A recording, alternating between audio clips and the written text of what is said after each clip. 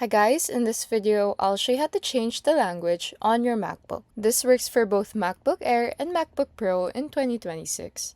Your MacBook supports multiple system languages built right into macOS, and changing the language only takes a few minutes. So first, click the Apple logo at the top left corner of your screen. Then click System Settings. Inside System Settings, scroll down and click General. Then select Language and Region. Now click the plus button under Preferred Languages. A list of available languages will appear. Select the language that you want to use. Then click Add. Your MacBook will ask you if you want to use the new language as your primary system language. Then click Use the language that you've chosen. Then it will show this pop-up.